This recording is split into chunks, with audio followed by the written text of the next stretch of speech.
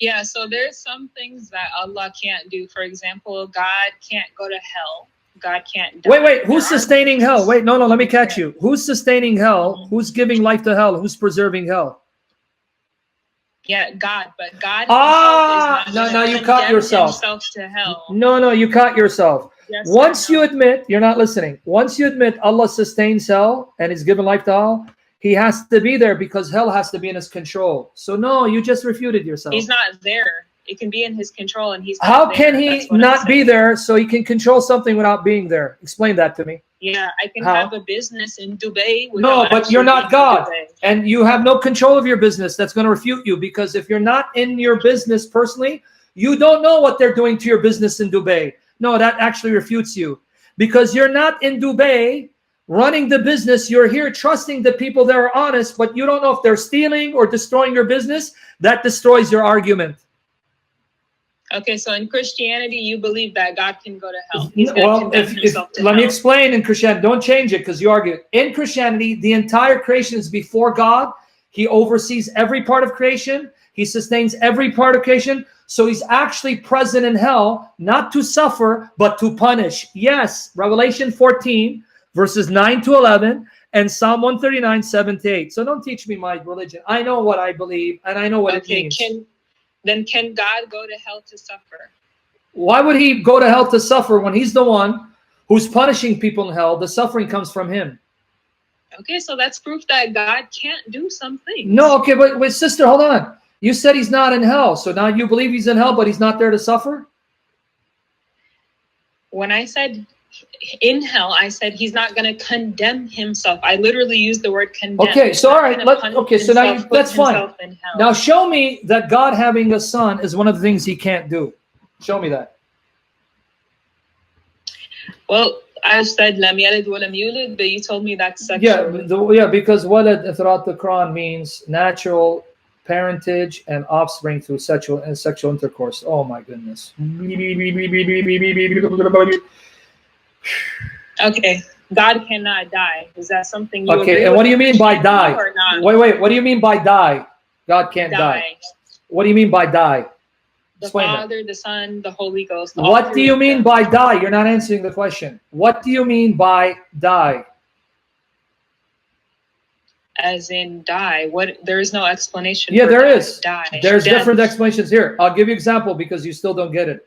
In Surah Al-Baqarah, chapter 2, verse 154, it says the martyrs, the shaheed, who were killed, say not they're dead.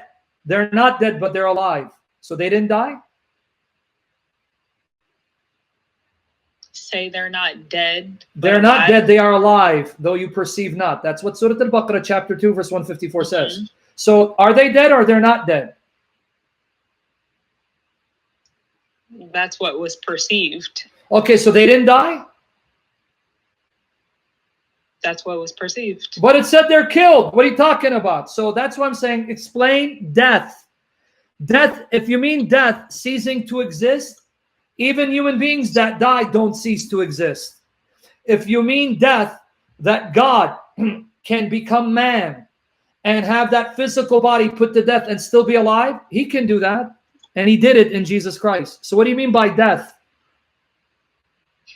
Meaning, okay, you said the Son, right? The Son came down, he died. What about the Father? Can the Father? The Father didn't become man. If the Father became man and chose to die human death, yes. If the Spirit became man and chose to experience human death, yes. But the Father and the Spirit did not become men. Jesus did, and as a man, he experienced human death, but he was still alive and didn't cease to exist. So according to you, the Father, the Son, and the Holy Ghost can all die, according to let me repeat it again. If the Father wanted to become man and experience a human death, he could do that. If the Spirit wanted to become man and experience human death, he could do that. The Son chose to become man. He experienced human death, but he was still ever living and never ceased to exist. I just answered the question, yes.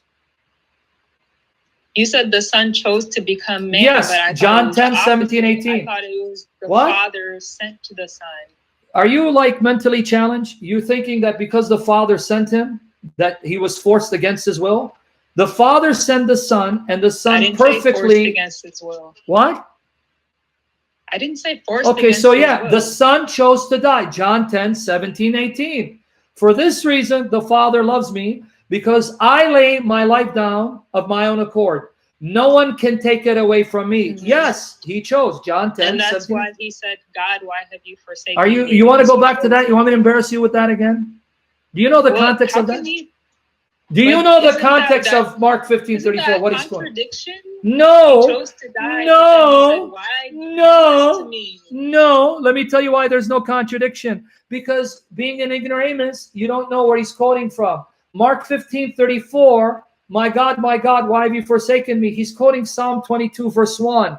Can I now explain to you what he means so you don't make that stupid argument again? Sure. Okay, let's go to Psalm 22, verse 1. That's what he's quoting. Okay, let's go there. So he's just quoting another. No, if you let me finish the point, you're going to get schooled. If you let me finish the point, you're going to get schooled. Here's what he's quoting, Psalm 22, verse 1.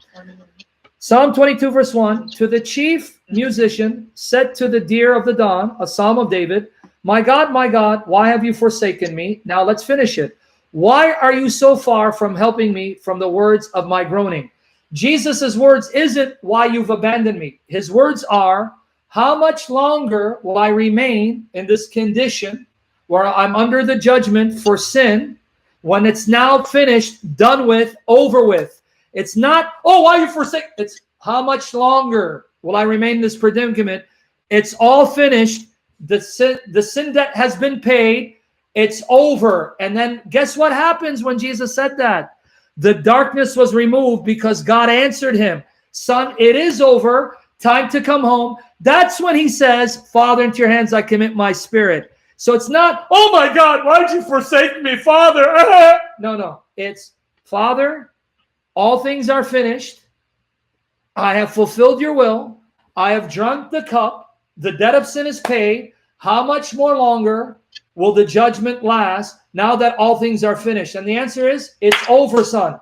That's why the darkness vanished. And then he says, Father, into your hands I commit my spirit. So don't quote passages out of context when you need to read passages in context, because you're going to keep embarrassing yourself.